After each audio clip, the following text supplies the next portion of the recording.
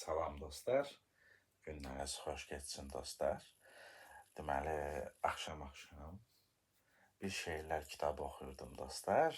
Orada Humbertin də çox sevdiyi bir Amerikalı şairin şeirinə rast gəldim.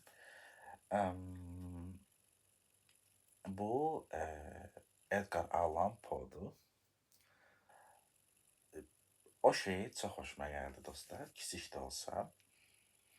Onu istəyirəm sizlə bölüşüm və bu şeiri də həsr edirəm. Aşiqlərə, sevənlərə həsr edirəm. O aşiqlərə ki, sevdiklərinin gülüşü, sevdiklərinin təbəssümü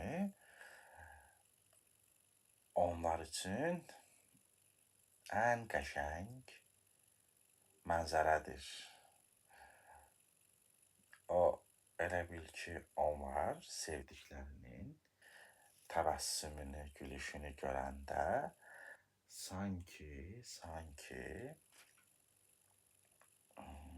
bilirsiniz nəyi görürlər? Dağı aşırlar, belə bir dağı, zirvəni aşırlar və o bir tərəfdə güllərlə bəzənmiş tala görürlər. Bax, sevdiklərinin gülüşü, sevdiklərinin təbəssümü onlara o talanı görərkən hiss etdikləri duyğulara bənzər, duyğular bəxş eləyir və yaxud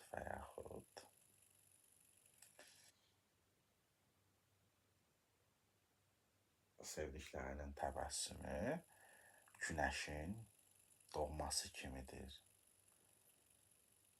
Və yaxud açıq, mavi, təmiz, o dənizin səthi kimidir. Bax, bu şeiri dostlar, o sevənlərə həsr edirəm, aşiqlərə həsr edirəm. Bax, görün nə deyir dostlar? Deyir ki, mən indi sizə məzmununu danışacağam. Deyir ki, sevgilim, ən dərin kədərlərin arasında mənim dünyəvi yolumu çevrələyən bir sevinç və şadlıq, təsəlli mənbəyi var.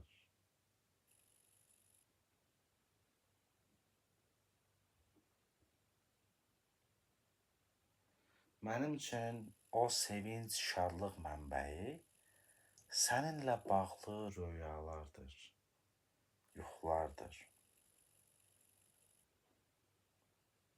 Və orada, o röyaların içərisində rahat bir yuxunun Adəm cənnətini tapıram. Sənin xatirən bu səbəbdən mənim üçün sehirli ada kimidir. Bu ada çırpıntılı bir dənizdədir. Uzaq və azadə okeanın ortasındadır. Ətrafında fırtınalar çırpınır zaman. Ama eyni zamanda bu parlaq adanın üzərində rahat, qəlb oxşayan, huzurlu səmalar gülümsəyir. Fasiləsiz olaraq. Yəni burada aşiq,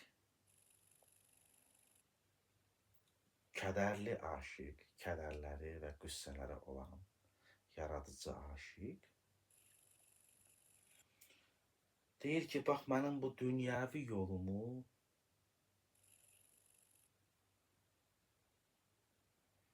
çevrələyən okean var, dəniz var.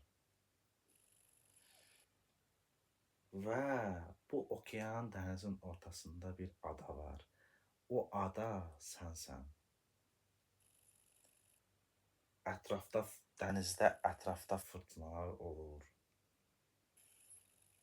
Çırpıntılı dalğalar olur. Geniş, uzaq və azadə bir okean var. Amma sənin xatirənlə bağlı o ada mənim üçün şadlıq, sevinc, təsəlli mənbəyidir.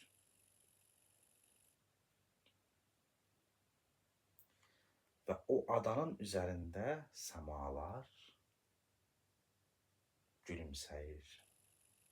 Könül oxşayan səmalar gülümsəyir. Bu məcazlarla dolu bir şeirdir. Fəqət adi sözlərlə desək, məzmun necədir? Deyir ki, mənim yolum hüzünlərlə, qüssələrlə, kədərlərlə doludur.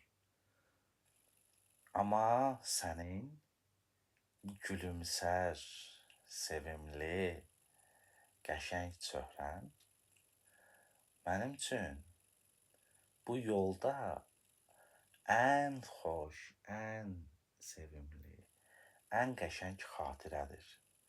Mən sənin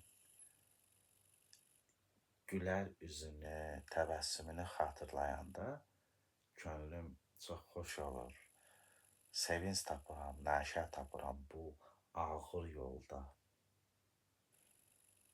Elə bil ki, sənlə bağlı röyalar belə mənim üçün rahat Adəm cənnəti kimidir. Adəmin cənnəti kimidir sənlə bağlı röyalar.